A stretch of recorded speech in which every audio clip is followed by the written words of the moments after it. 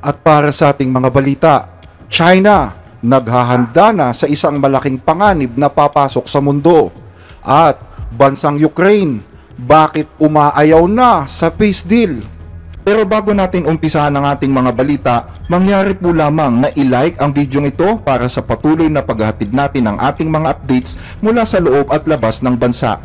Malaking tulong po ang inyong like para sa aming mga content creator. Maraming salamat po mga kababayan.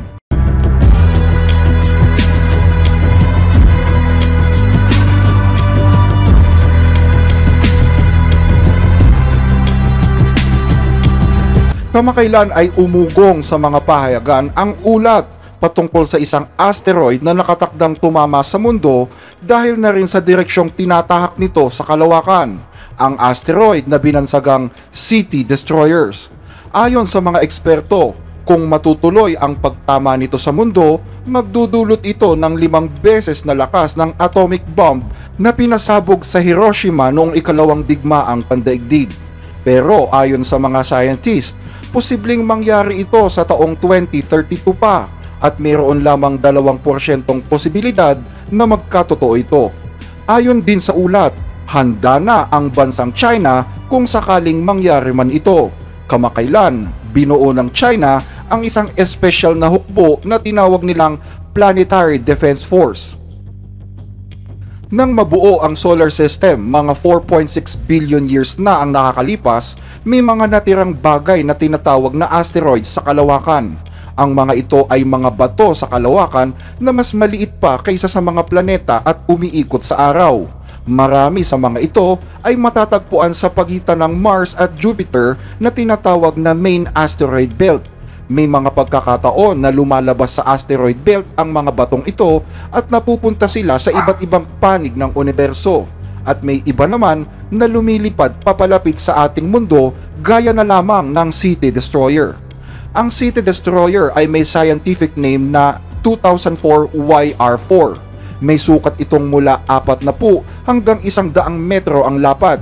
Ayon sa mga siyentipiko, dadaan ito malapit sa Earth sa December 2032 at maaaring tumama sa ating planeta.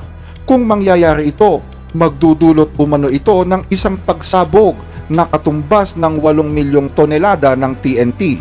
Yan ay katumbas ng 500 beses na mas malakas kaysa sa atomic bomb na ibinagsak sa Hiroshima. Pero hindi masyadong nangangamba rito ang mga siyentipiko dahil mayroon lamang umanong 2% posibilidad na tumama ito habang 98% naman na hindi. Bagaman mas malaki ang posibilidad na hindi ito tatama sa ating mundo, nagsimula na ang bansang China na maghanda sa nasabing panganib. Sinasabing binuo ngayon ng China ang isang planetary defense force upang subaybayan ang mga asteroid na malapit sa Earth at magbigay ng babala sa lahat.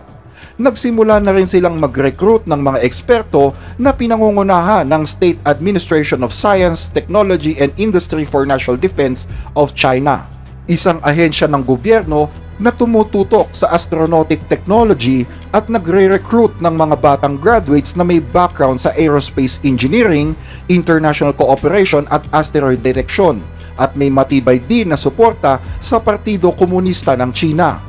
Ito ang mga katangiang hinahanap ng bansang China upang pigilan ang napipintong pagsalpok ng asteroid sa mundo.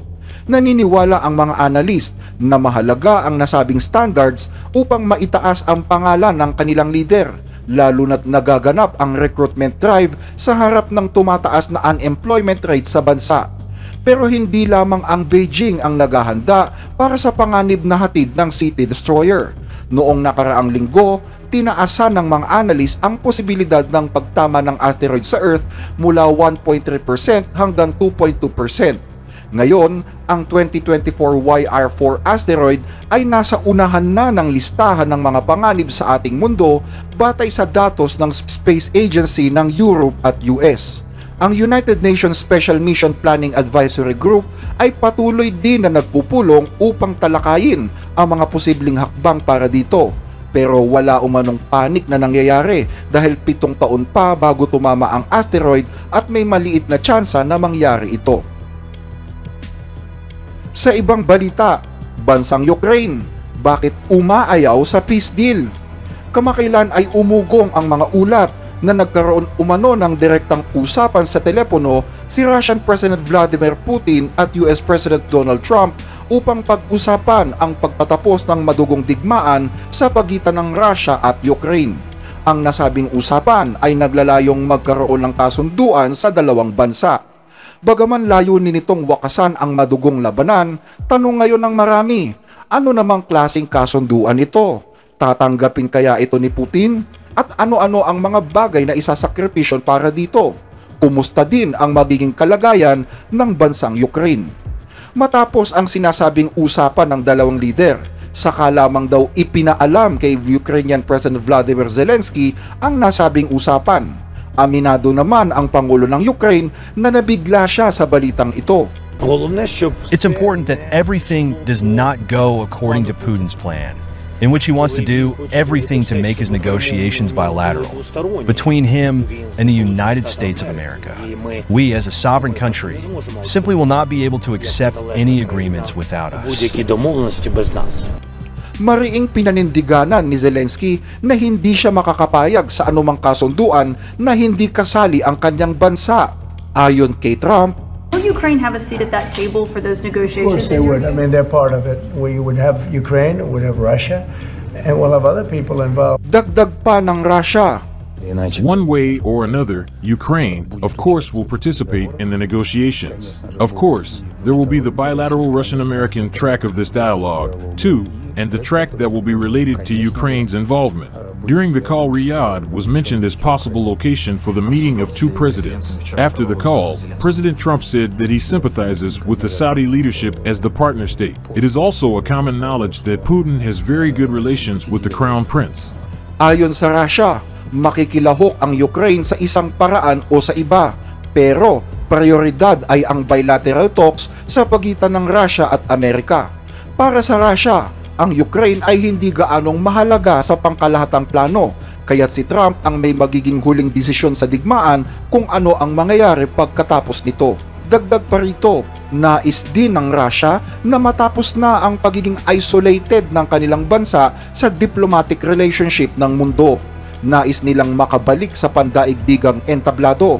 Matatandaan kasi na sa nakaraang 3 taon ay in-isolate ng mga bansa sa Europa at US ang Russia, isang bagay na gustong baguhin ngayon ni Donald Trump.